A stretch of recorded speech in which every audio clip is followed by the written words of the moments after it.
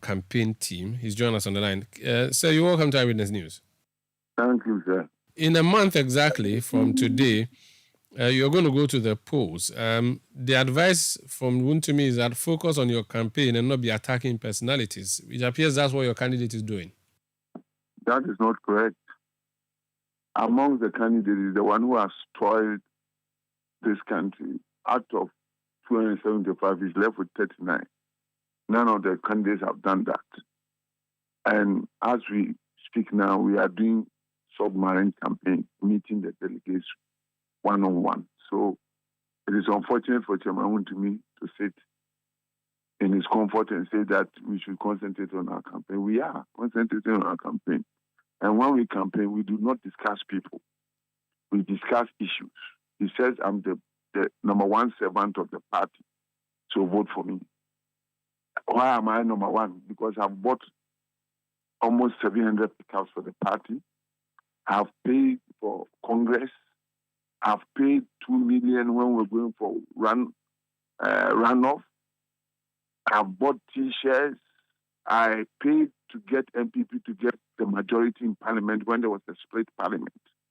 If you put the same issues before the candidate that Wontumi supports, he will score 0, 0, 0. How many pickups? None.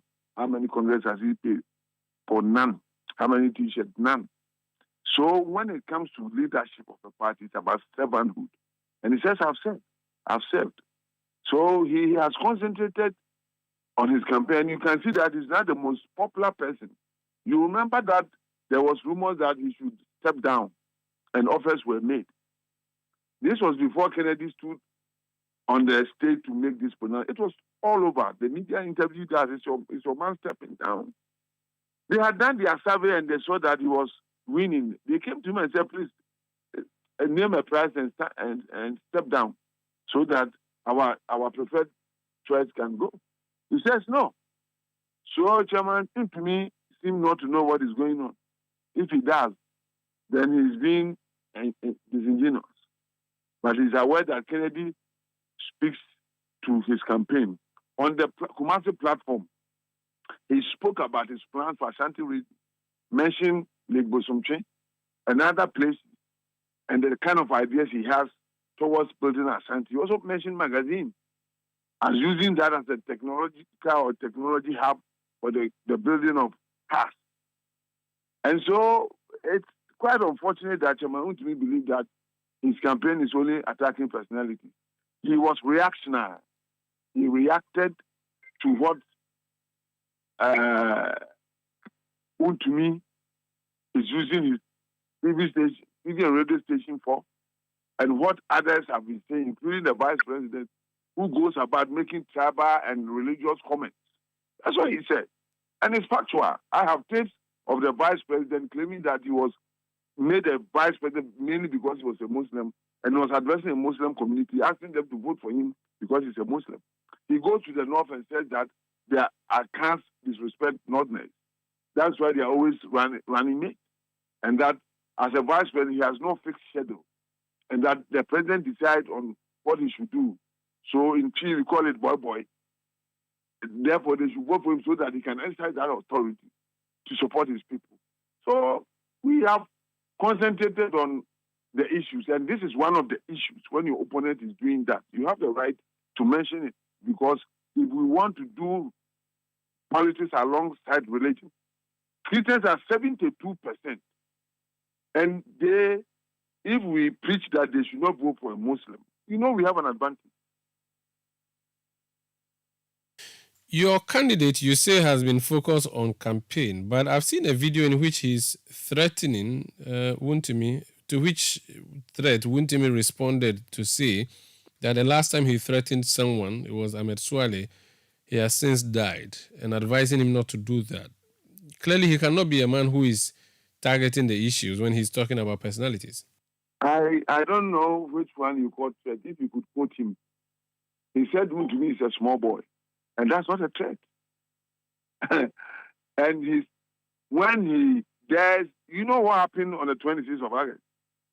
When the most elite of the party went for a contest. People behave like ignorant people, beat people, as if they were living in the jungle. And there was no intervention. That is what he's addressing, that there's no debt. Again, there are issues. Unless we don't understand what issues are. The issues are clean and fair election. It's an issue to address. Wontumi says that Kennedy Agyapong threatened Ameswali and Ameswali died. Is it not interesting? Because the vice president whom he is campaigning for is the chairman of the police council. And the police report to him when they arrest, when they investigate. If Ahmed Swali is dead and we want somebody to answer, we should first go to the vice president to ask him who killed Ahmed Swali. You can't ask Kennedy Agyapong because as a member of parliament, he has no responsibility towards the state to find out who killed Ahmed Swali. Those who quietly commit crime, they don't talk. You see, and we had a press conference, I asked this rhetoric question. Does it mean that when Wontumi was litigating with Ochema Boaji, and Ochema Boaji died, it was Wontumi who killed him? It is childish to make that kind of argument. So yes, we know that the Japan document, page 21, it is written, and I quote, let us... Hold on. Which document are you quoting? Japan. What is that? It's a document which is a will made by some people willing Ghana to a group of people from a certain area, a certain geographical area. So a book or a will written by unknown people willing Ghana to unknown people, you find that credible that you're quoting it? They are known people. What is unknown about it is signed. The signature is before me. It is signed by somebody. You saw that? You authenticated that document? Well, how do you authenticate a document? By telling me who authored it and when the person told you they authored it. So every textbook you read, people, the author come and tell you that I authored it. Yes, it is approved by an appropriate body known as NACA before it is given to schools to become textbooks. No, I'm not talking about schools. I'm talking about literature. It is not every. If it is fiction, it will be fiction. Academic material. So it's fiction. So it's fiction. You are quoting fiction. It is not. What is it? It is not. Is it an autobiography? Somebody has authored it. Who is this somebody? Who is this somebody? No, it's very relevant. Actually, no. Hold on. Mr. Kuzi, hold on a second. Yes. You can't quote a document whose author you cannot name and which books, whose authenticity you cannot say to me and say that is not relevant, and yet you are willing to quote from that book. How relevant is the document? How credible is the document? I don't know how credible it is, but I think it's very credible. Oh, you just think, you don't know? Yes. Look, let me tell you. No, you can't tell me. Just tell me this. You don't know how credible it is. But it is credible. How do you know it's credible? Because I have schooled. I know logic. I read English language and I understand. So anything you read in the English language is credible? No. So probably you don't get me. I don't get you because what you have said has not. When I pick a document, if you listen to me. Hold on. You see, your NPP manifesto is a document. Yes. It has been signed. Yes. It's been endorsed by the party. It's a document. Yes. The 1992 Constitution is a document. It's been signed. Yes. We've all approved it. This document you're quoting, who authored it? When was it authenticated? Where? Signed by who? The Daily Graphic is a document. You read it every day, don't you? It's published by a recognized institution which has been given the appropriate license to publish every day. That is why if someone is to be sued, if the Daily Graphic writes anything against you and you want to sue, you know who to sue. This document you talk about, who can you sue if there was something said in there that you don't like? Who can I sue? I don't need to sue anybody. Then it's a faulty document. Then it's fiction. So it's a Kwekwanansi story. Probably that's your opinion. But when you take a Kwekwanansi story and 1/3 of the document has been done, implemented, if you have learned logic, you can flow from that.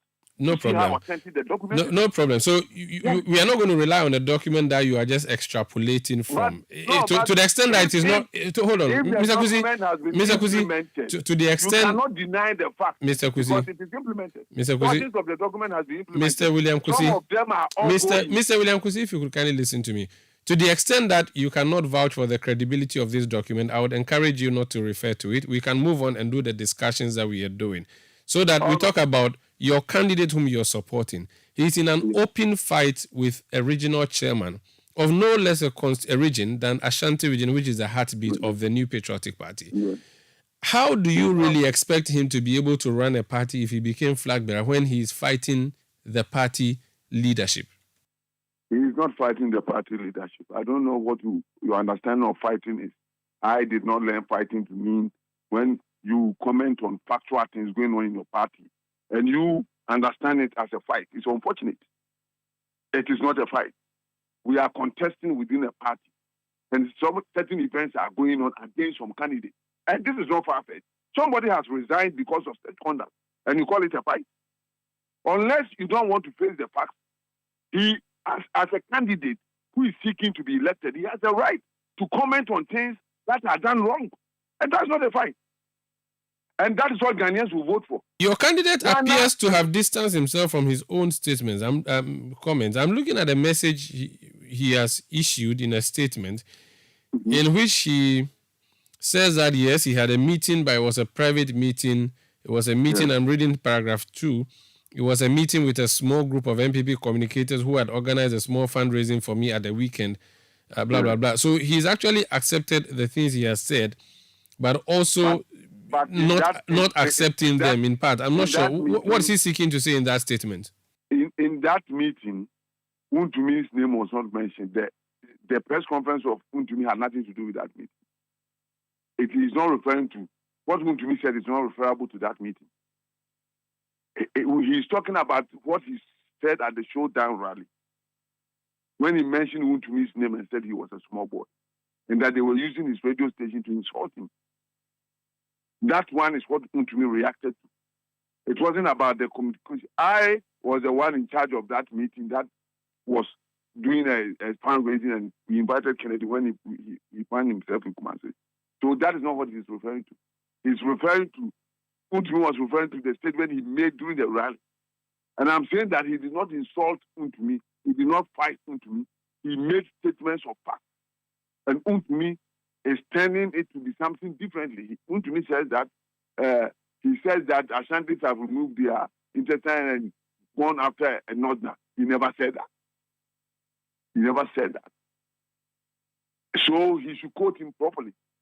He wasn't fighting anybody. He was making a point. It is factual that Ashantis did not vote for Alan Kyerema. You can't deny that fact. If he speaks to it, he hasn't fought anybody. He's speaking to facts. And so you cannot deny that fact. And what Kennedy has done is to bring to the attention of the party, both grassroots and top, that there are certain things going on in the party which is not acceptable, and that they should watch it. Because at the end of the day, when they conduct the election, somebody will have to concede defeat. Even if somebody wins, another has to concede defeat before they work together as a people. And so if he has issues, he should bring it up. Mr. Kusi, and that is the way it goes. Your candidate is in viral videos in which he's daring people. It's something he used to do in the past, but now that he wants to be flag bearer, is he going to continually be daring people to, if they don't do A, he will do B? Is he going to continue to be threatening people? You first use the word dare, now you're using threat. Well, he dares people and threatens them in the events. He dares them, he doesn't threaten them. He dares them. And as long as the system is not right, he will dare people. As long as they decide to plan to skew the election towards one person, this is commonsensical. When election is being conducted, there should be a fair play. This is common sense. And if it is not done, he will continue to dare people. But if they do what is needful and fair, he will not dare anybody. So if the elections were being skewed, like you're claiming, he was second in an election which he found to be unfairly conducted, then why is he celebrating his second position in that election and actually hoping to win the next one? Because he's not ready to chicken out of the country. What he has to do as a wise man is to fight the system so that things will be done right. Very well. A wise man does not fight and run away. He stays in there, fight the system, and ensure that there's fairness. And that is why we all support him. Somebody who is courageous, who will not allow people to take Ghana's money and squander. He is the one we want. We have lived in this system for quite too long. Nothing is going on in this country.